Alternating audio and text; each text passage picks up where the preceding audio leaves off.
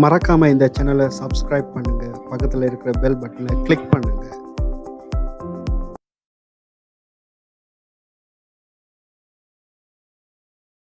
இன்றைக்கு நாங்கள் பார்க்க போகிறது அடுத்தது புவிசார் நிலைக்கோள்கள். புவிசார் நிலைக்கோள்கள் என்று சொன்னால் என்னன்னு சொன்னால், இப்போ நீங்கள் பூமியில இருந்து பார்த்தா அவர் ஒரே இடத்துல நிற்கிற மாதிரி தெரிகிற ஒரு செய்மதி என்று சொல்லலாம். அல்லது இவ்வாறு மற்ற மாதிரியும் முழங்கி வச்சுக்கலாம். என்னன்னு சொன்னா, இப்போ பூமியில இருக்கிற ஒரு இடத்தை, அதாவது இலங்கையை எப்போதுமே கண்காணிக்கக்கூடிய மாதிரி ஒரு செய்மதியை நாங்க அனுப்புறோம்னு சொன்னா, அந்த செய்மதி வந்து எப்பவுமே இலங்கைக்கு நேரதான் அந்த செய்மதி எப்பவும் காணப்படணும். சரியா? அப்ப இலங்கையை அவதானிக்கக்கூடிய மாதிரி ஒரு செய்மதியை நான் அனுப்புறேன்னு சொன்னா, அந்த செய்மதி இலங்கையை எப்போதுமே இலங்கையை மட்டும் அவதானித்து கொண்டிருக்கணும்னு சொன்னா, இலங்கைக்கு மேலதான் எப்பவும் பறந்து கொண்டிருக்கணும். அப்ப அவ்வாறான செய்மதிகளை தான் சொல்றது புவிசார் நிலைக்கோள்கள் என்று சொல்றது. புவிசார் நிலைக்கோள்கள்.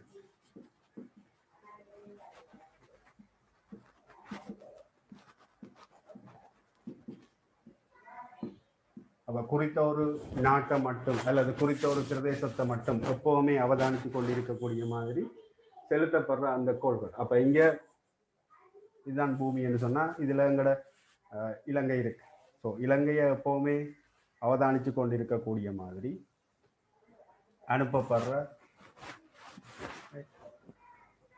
செய்மதிகள் என்று பார்த்தோம்னு சொன்னா,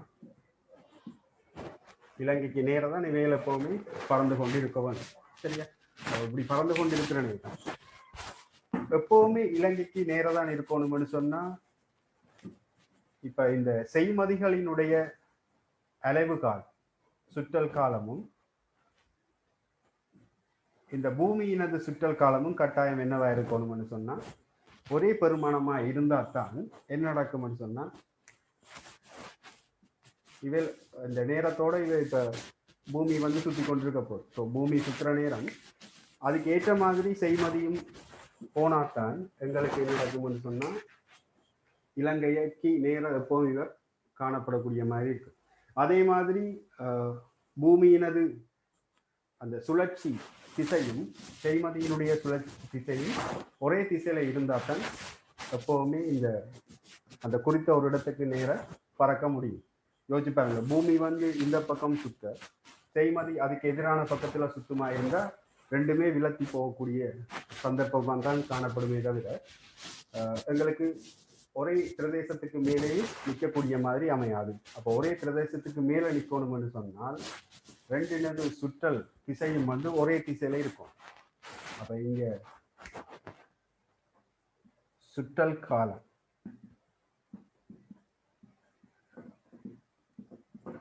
பூமியினது சுற்றல் காலமும் புவிசார் நிலைக்கோள்களினது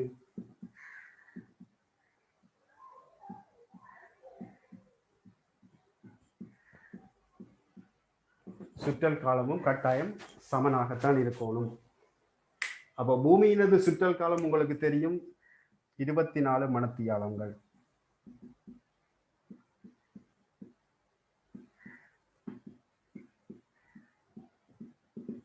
சரியா?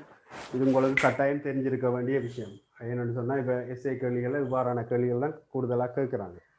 சரியா? அப்ப புவிசார் நிலைக்கோள்கள் என்று தரப்படுற நேரம் உங்களுக்கு உடனே ஞாபகத்துக்கு வர வேண்டியது பூமியினது சுற்றல் காலமும் இந்த செய்மதிகளினது, அதாவது புவிசார் நிலைக்கோள்களினது இந்த சுற்றல் காலமும் சமன் என்று சொல்லி எடுத்துதான் நீங்க அங்கால கேள்விகள் செய்ய போறீங்க.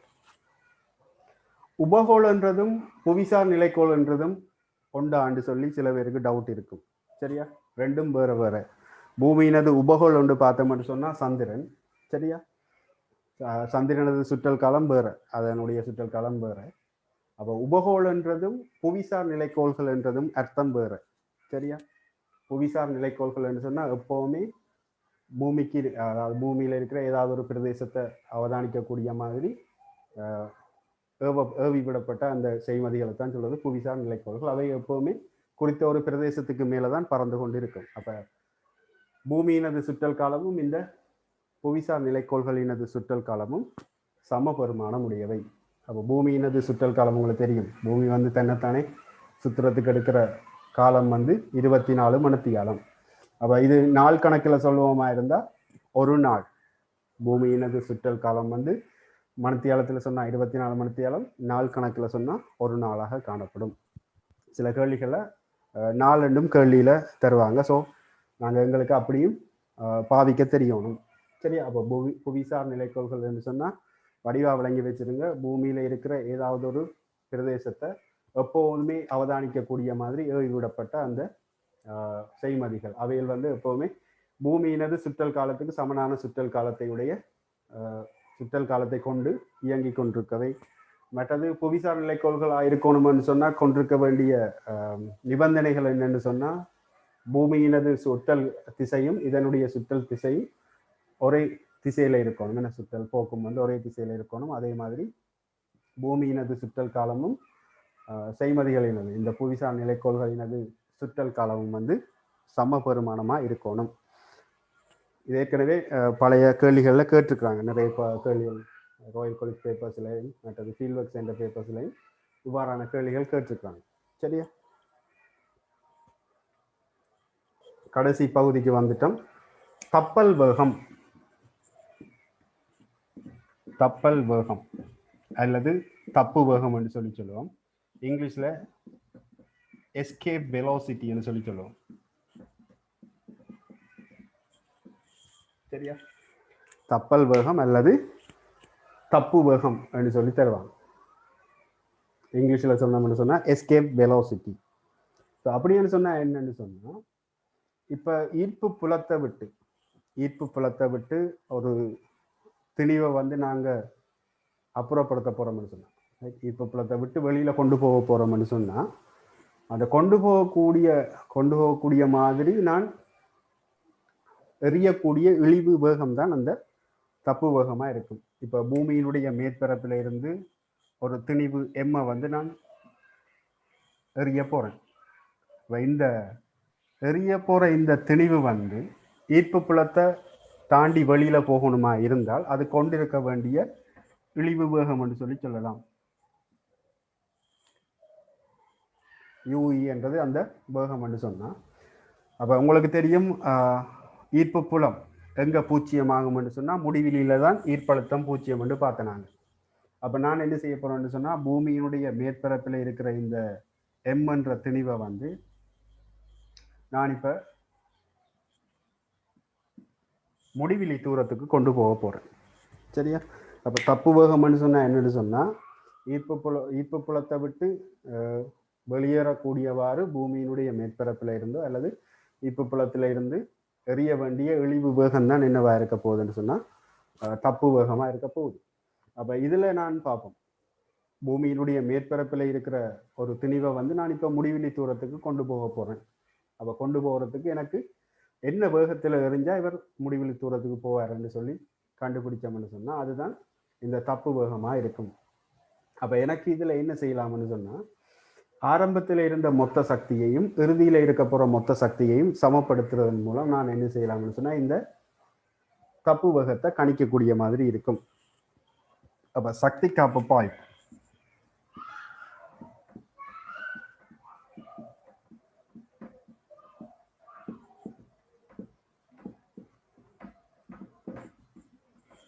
சரியா, சக்தி காப்பு தத்துவப்படி ஆரம்ப மொத்த சக்தி சமன் இறுதி மொத்த சக்தி.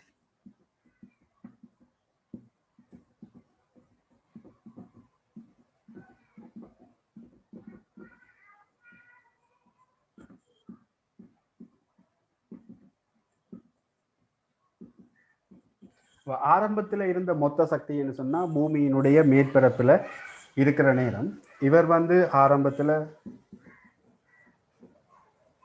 யூஇ என்ற வேகத்தோட எறியப்படுறார். அதே நேரம் இவருக்கு ஒரு ஈர்ப்பழுத்த சக்தி ஒன்று காணப்படும். அப்ப ஈர்ப்பழுத்த சக்திக்குரிய சமன்பாடு தெரியும், பூமியினுடைய மேற்பரப்புல -GMM கீழ் இதனுடைய RIR.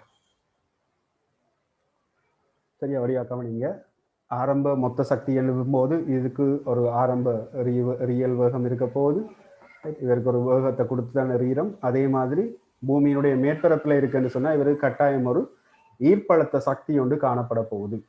அப்ப ஈர்ப்பழுத்த சக்திக்குரிய சமன்பாடு மைனஸ் ஜிஎம்எம்மின் கீழ் ஆர். அப்போ ஆரம்ப மொத்த சக்தி போது இயக்கல் சக்தி ப்ளஸ் ஈர்ப்பழுத்த சக்தி.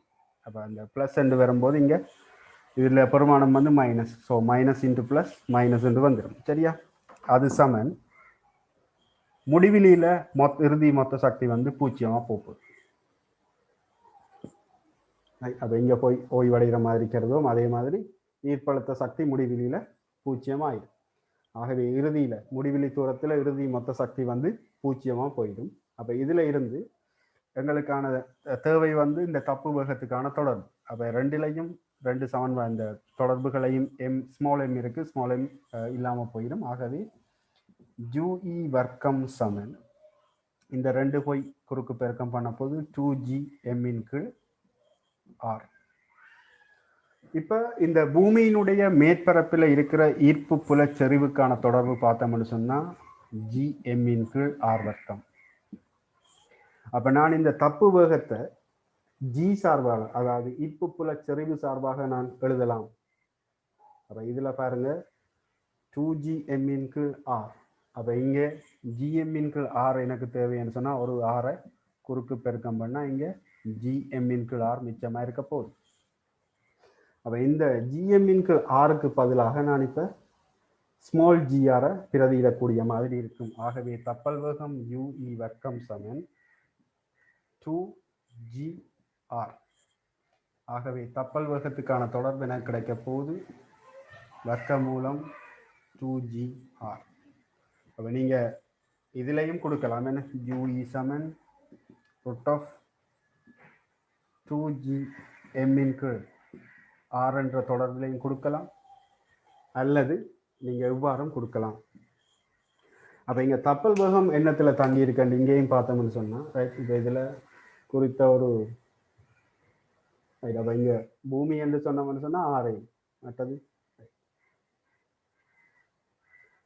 அப்போ பூமியில் தப்பல் வேகத்துக்கான தொடர்பு இப்படின்னு சொன்னால் சந்திரனில் என்ன மாதிரி வரும். அப்போ சந்திரனில் அதனுடைய சந்திரனுடைய திணிவு மற்றது சந்திரனுடைய ஆரை. இப்போ இதே கேள்வியை வந்து சந்திரனில் கேட்கலாம், அல்லது புதன் என்று கேட்கலாம், வெள்ளி என்று கேட்கலாம்.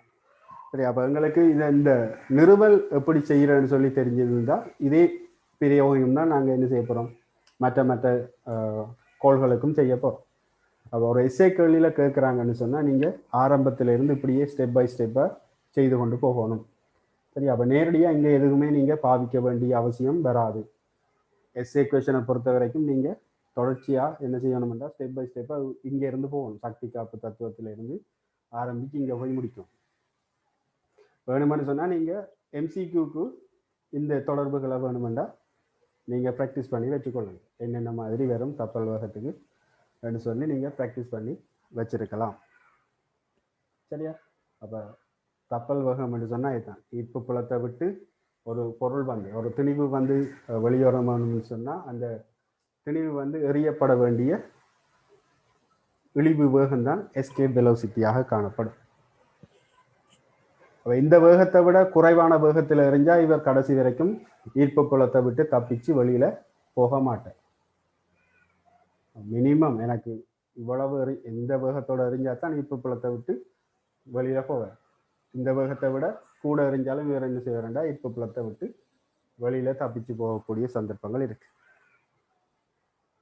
இப்ப நாங்க பூமியினுடைய மேற்பரப்பில இருந்து ஒரு திணிவை எறிகிற மாதிரி பார்த்த மாதிரி உங்களுக்கு ஒரு எம்சிக்கு கேள்வியோடு வந்தது பாஸ் பேப்பர்ல என்னன்னு சொன்னா, பூமியினுடைய மேற்பரப்பில் இருந்து எச் உயரத்தில் இருக்கிற ஒரு புள்ளியில இருந்து ஒரு திணிவு கொண்டு எறியப்படுது. அப்ப அந்த திணிவு கொண்டு இருக்கிற தப்பல் வேகம் என்னன்னு சொல்லி இப்போ பாருங்க. இது ஒரு பாஸ் பேப்பர் கேள்வி. ஆரை கேபிட்டல் ஆரையும் திணிவு கேபிட்டல் எம்ஐயும் உடைய ஒரு கோளக்கோளின் மையத்திலிருந்து தூரம் 2r இருக்கும் ஒரு புள்ளி பியிலிருந்து திணிவு எம் உடைய ஒரு துணிக்கை உருவில் காணப்படுகின்றவாறு நிலைக்குத்தாக மேல் நோக்கி எறியப்படுகின்றது. இந்த எறிபடையின் தப்பல் வேகம் யாதென்று சொல்லி கேட்கிறார்.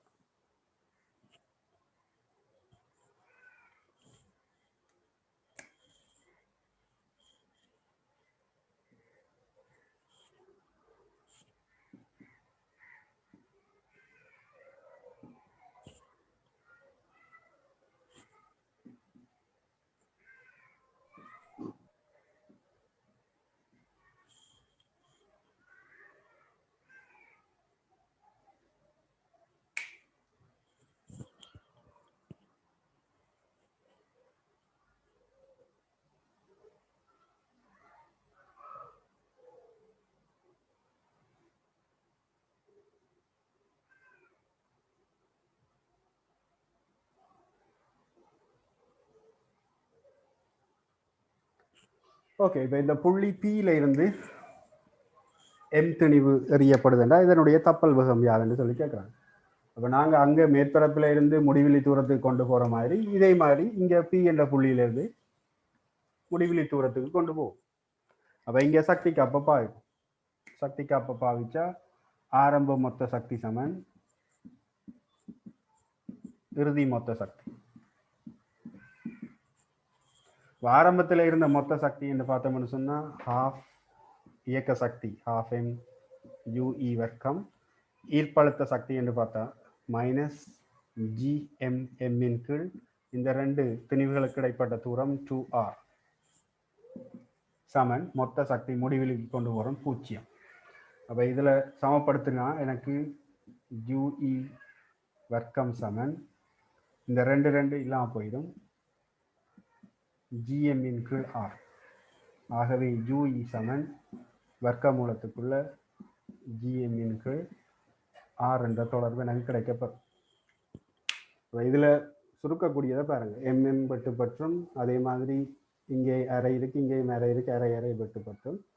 அப்போ இந்த மைனஸ் ஜிஎம் இங்கே வந்து என்ன சொன்னால் ஜிஎம்மின் கீழ் ஆர். ஆகவே எனக்கு தேவை கப்பல் வேகம் யூ. ஸோ இதில் முதலாவது ஆன்சர் இருக்கு பாருங்க.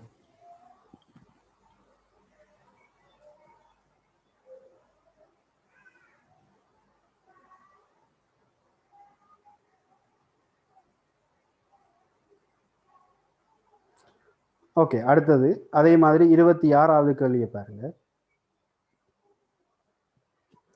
ஓர் உபகோள் எஸ் ஆனது பூமி இ பற்றி ஒரு நீள்வளைய மண்டலத்தில் இயங்குகின்றது. புள்ளி ஏயில் உபகோளின் கதி வி எனின் புள்ளி பியில் அதன் கதி யாதுன்னு சொல்லி கேட்குறாங்க. ஸோ இது ஒரு நீள்வட்ட பாதையில் இயங்குதுன்னு சொல்லி சொல்கிறாங்க. என்ன அப்போ இதில் நாங்கள் எங்களுக்கு ஐடியா எடுக்கக்கூடிய மாதிரி பார்த்தோம்னு சொன்னால் ஒரே திணிவு தான், எம் என்ற திணிவு தான் இங்கே காணப்பட போகுது. கோண உந்தத்தை போட்டு செஞ்சேன் சார். கோண உந்தம், ரைட். அப்போ கோண உந்தத்தை போட்டு பார்ப்போம். நேர்கோட்டு கோண உந்தத்துக்கான தொடர்பு தெரியும், எல் சமன் எம்பிஆர். அதை இங்கே திணிவு தர வேகம் ஆரம்ப கோண உந்தம் சமன் இறுதி கோண உந்தம். அப்போ ஆரம்ப கோண உந்தம் என்று பார்த்தோம்னு சொன்னால் இங்கே திணிவு இதனுடைய வேகம் வி, இந்த குறிப்பிட்ட தூரத்துக்கானது வந்து 4d சமன் இறுதி கோண உந்தம். இறுதி கோண உந்தம் என்று சொன்னால் திணிவு, இதில் ஒரு திணிவு ஒன்று இருந்தது, இதனுடைய ஆரை வந்து 4d என்று சொல்கிறாங்க. இது வந்து நீள்வட்ட பாதையில் போகுதுன்றாங்க. அப்போ இது ஆர்ஐடி ஒரே திணிவு தான், சரியா? அப்போ இந்த இடத்துல இதனுடைய வேகம் வி, இந்த இடத்துல வேகத்தை கேட்குறாங்க. அப்போ அதை நான் வி டேஷ் என்று போடுறேன். இப்போ இதில் எனக்கு தேவை இந்த வி டேஷத்தை கண்டுபிடிக்கணும். அப்போ இவர் வந்து நீள்வட்ட பாதையில் இயங்குறாருன்னு சொன்னால் இவர் ஒரு சுழற்சி இயக்கம் மாதிரி கருதுனமா இருந்தால், சுழற்சி இயக்கம் மாதிரி கருதுனா நிலைத்த புள்ளியிலிருந்து இயங்குறார். அப்போ இங்கே இவர கோண வேகம், அதாவது தூரம் மாறுறதால இங்கே கோண வேகம் மாறப்போகுது. ஸோ கோண வேகம் மாறுறதால நாங்கள் இங்கே கோண உந்த காப்பு தத்துவத்தை பாய்ப்போம். உங்களுக்கு கோண உந்த காப்பு தத்துவத்துக்கான நேரடியாக தொடர்பு தெரியும். என்ன கோண உந்த காப்பு தத்துவம் ஐஓமேகா என்ற ஒரு சமன்பாடு இருக்கு, மற்றது எல் சமன் எம்பிஆர் என்ற ஒரு சமன்பாடு இருக்கு. அப்போ இங்கே வேகங்கள் சம்பந்தப்படுறதால நாங்கள் எல் சமன் எம்பிஆர் என்ற தொடர்பை பாய்ப்போம். அப்போ ஆரம்பத்தில் இருந்த கோண உந்தம் பார்த்தீங்கன்னு சொன்னால் எம் இன்ட்டு வி இன்ட்டு ஆருக்கான தூரம் வந்து 4d, இந்த தூரம் 4d. அதே மாதிரி இதில் எடுத்தோம்னு சொன்னால் அதே திணிவு தான், வேகம் மாறப்போகுது, அதே மாதிரி ஆரையும் மாறுது டி. அப்போ இங்கே நாங்கள் சுருக்கின மாதிரி இருந்தால் வி டேஷ் வந்து 4 மடங்கு வியாக காணப்படும். ஒரு கோள உடுப்போலியின் ஆரை வந்து 60 கிலோமீட்டர்.